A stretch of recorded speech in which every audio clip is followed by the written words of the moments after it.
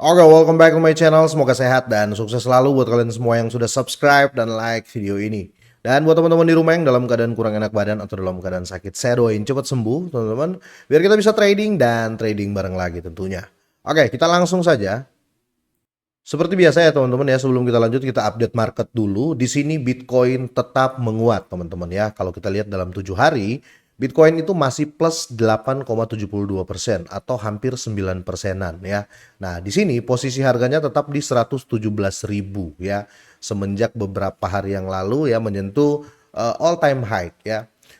Di sini menariknya ya, yang sangat signifikan adalah XRP dalam 7 hari kalau kita lihat ya. Karena kenaikan XRP dalam 7 hari ini hampir 25% ya. Dogecoin juga mengikuti teman-teman ya. Dan kalau kita lihat Cardano juga ya, bentar ya. Di sini Cardano 24% ya. 24,83%. Hampir sama ya. Dengan XRP selama 7 hari terakhir. Nah, selalu saya ulang-ulang ke teman-teman semuanya, XRP dan Cardano ini seharusnya kalian harus tetap punya walaupun sedikit untuk jangka panjang. Karena Cardano menurut saya teman-teman ya ada potensi bisa sampai ratusan dolar. Begitu juga dengan XRP ya ke depannya. Entah long term ya atau short term, tapi intinya harga ratusan dolar untuk XRP dan Cardano itu sangat-sangat mungkin terjadi ya. Saya nggak usah bahas masalah fundamentalnya ya atau use case dari Cardano dan XRP. Kalian bisa Google dan bisa nonton video-video saya sebelumnya. Pernah saya kupas tuntas terkait XRP dan Cardano ya. Simpelnya gini ya, XRP ini primadona atau koin rebutan ya untuk institusi ya. Mereka kebanyakan pakai ini untuk perdagangan antar negara ya. Dan kalau kita berbicara Cardano ini bisa dibilang ya ini foundernya Cardano, Charles Hoskinson ini adalah co-founder pertama dari Ethereum yang sekarang menjadi Ethereum Classic ya. Dia bangun Ethereum bersama Vitalik Buterin ya. Kira-kira seperti itu untuk garis besarnya. Jadi Cardano XRP ini teman-teman bukan project kecil ya atau bukan koin main-main ya. Ini memang ke depan pasti naik terus. Itu kenapa saya tetap optimis ya. Saya tidak pernah membedakan kedua koin ini ya karena keduanya saya pegang dan ini bagus banget menurut saya. Kalian mau beli silakan, enggak juga nggak apa-apa ya, kira-kira seperti itu ya. Oke, di video kali ini saya akan bahas XRP dan Cardano, tapi kita update dulu ya.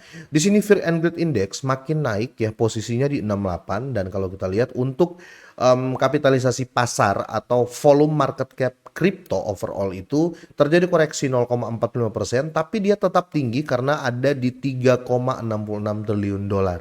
Dan kalau kita lihat juga kalau untuk sektor meme coin ya, ini sangat berpengaruh teman-teman ya karena dengan positifnya Bitcoin ya kira-kira seperti itu.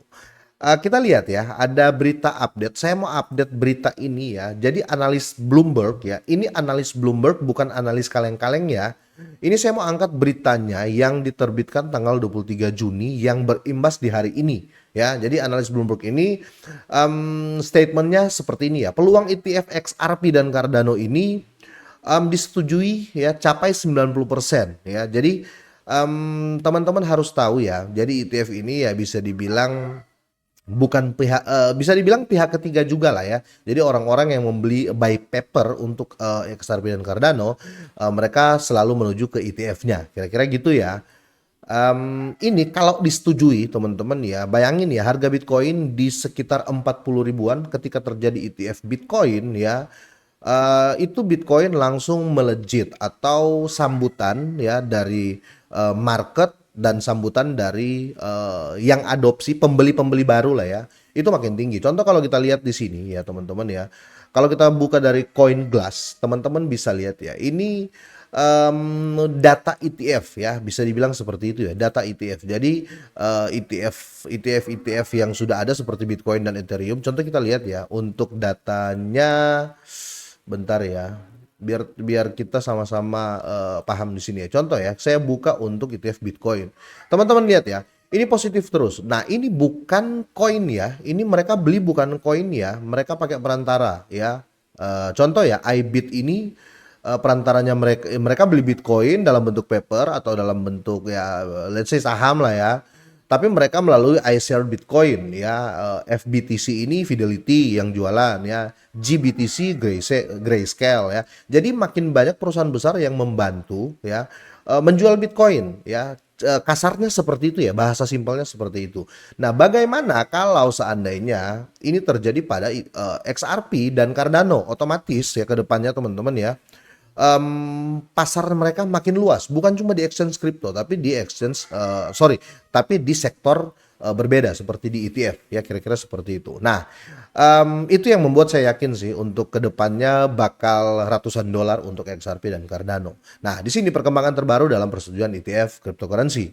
Di sini kita lihat ya, industri cryptocurrency, industri kripto secara luas telah menantikan keputusan dari SEC ya, US tentunya ya, mengenai beberapa aplikasi ETF atau form ya, atau pendaftaran ETF mereka ya, yang telah diajukan. Nah, mereka sudah mengajukan yaitu XRP dan Cardano. Kalau kita lihat di sini, ETF yang dimaksud mencakup Ripple atau XRP, Dogecoin, Solana, Cardano. Tapi menurut saya yang paling potensi adalah XRP dan Cardano ya, kemungkinan besar bisa juga kita lihat akan terjadi di Solana.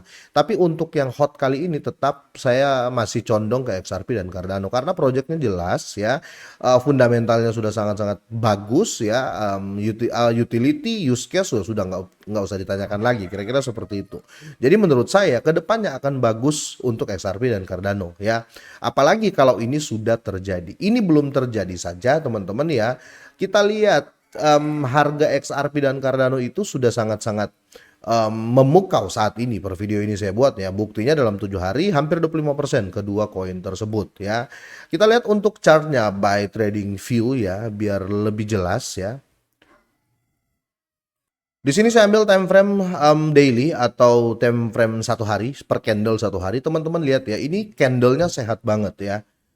Kita nggak usah mulu-mulu ya, kita lihat aja di sini ya. Ini area-area sideway atau harganya berputar-putar di situ aja, setelah itu terjadi kenaikan. Kemungkinan ya target berikut akan ada di sekitar sini ya, di harga di harga ini ya 3,1 ya, 3,2 ataupun level pertama lah ya, kita bisa lihat di sini ya, di harga 2,8an. Tapi kalau kita lihat untuk ATH di minggu ini ya, ATH di minggu ini teman-teman tepatnya di 11 Juli ya, dia sempat menyentuh di titik ini, tapi hanya shadow ya, tapi menyentuh ya 2,97 ya, 2,2 dolar 97 sen ya, kira-kira seperti itu. Jadi ini positif banget. Bagaimana dengan Cardano ya, kita akan lihat di sini Cardano. Mana ya? Oke, ini ya USD ya. Oke, untuk chart Cardano, teman-teman lihat ya, ini momentumnya atau bisa dibilang sentimen bearishnya sudah selesai menurut saya. Kalau kita lihat ya, nggak usah kita mau terlalu panjang lebar ya, kita lihat sentimen aja teman-teman ya. Sentimennya bearish dari tanggal 12 Mei 2025 ya. Berakhirnya di mana? Di sini ya, teman-teman lihat ya. Berakhirnya di sini sentimennya, berakhirnya di tanggal 10 Juli atau kalau kita turun di garis tengahnya itu berakhirnya di sekitar tanggal 9 Juli ya. Jadi ini sudah keluar dari momentum bearish ya, atau bisa dibilang tren ya. Kalau kita lihat ya, ini bisa dibilang ya, bukan bisa dibilang tapi teman-teman bisa lihat ya, trennya jelas ya, teman-teman bisa lihatnya. Ini tren turun loh ini ya. Nah, selesai ini ya dia sudah kembali. Jadi dia sudah nggak ada di dalam garis ini. Candlenya kalau masih di dalam garis ini teman-teman ya, berarti masih tren turun ya. Tapi candlenya ini sudah berhasil keluar dari dari garis trennya. Jadi ini sudah pembalikan tren sih menurut saya ya. Jadi kemungkinan kita akan tunggu atau kita akan lihat ke depannya ya.